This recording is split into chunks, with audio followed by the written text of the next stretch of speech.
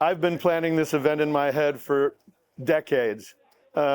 Since early in my Save Mount Diablo career, I've been thinking about a Diablo-focused colloquium, convening of some sort to bring people together from a wide set of points of view to build it up. And because what we really do is we build something out of nothing. We take this place that very few people know about it, and we make it well known, we make it important, and we get people to fall in love with it. So, as many people said today, today's event was about getting people to fall in love with the Diablo Range.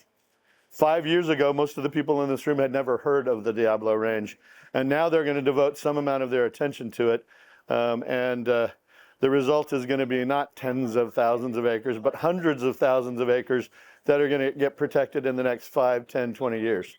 So that's some of the stuff. Everything in the program was intentional. We thought about it, all of it.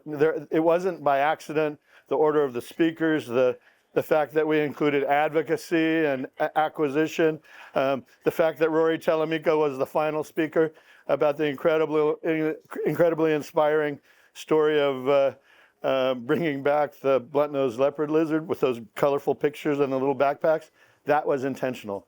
And we've been planning this thing for quite a while. We even pushed it out 3 or 4 months because we wanted to have enough time to make sure it would not just succeed, but hit it out of the ballpark. We changed the date because Andrea McKinsey wasn't available on the earlier date that we chose. This is not just one of those events where people come, they hear some interesting things, they go away, they don't really think about it again until the next year when they may hear another set of topics or something like that.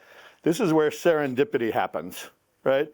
We're taking all these people, some of whom have worked together, others of whom haven't, from a wider geographic area than usual, put them in the same room. And the part that I'm going to enjoy watching, and I know it will, and it'll happen incredibly fast, is how synergy and serendipity combine to do the next steps in what we've already done, which take this unknown place and put it on the map. Early in my examination of how do we roll out an expansion down the Diablo Range, it was like there are all these disparate places and people that we haven't been working with. We're going to have to get to know them all. We're going to have to bring them all into the same room if we're going to accomplish anything. We're all accomplishing things nicely on a nice scale, 1 million acres in 100 years. But we got to speed that up. And so getting everybody in connection. And as Mike Westfall said, I love this part. It's like it's not getting people in the same room talking. It's when you get to the point where everybody's hugging, and there really are friends in all of this, that you really make progress. I'm used to sort of building houses of cards out of nothing and then shoving a foundation under them. It's been my entire career.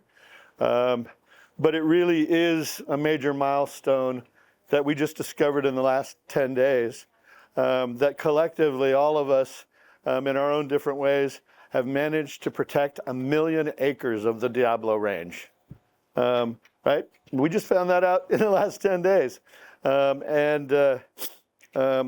It begs the question, which I didn't raise this time because I got hit for it on another thing one time, which is we're not just planning the next 100,000 acres, we're working on the next 1 million, right? We've protected the first 1 million, now we're working on the second 1 million. And I figure I've got another 10 or 20 years in me. I'm betting we can get it done while I'm still alive. How about that?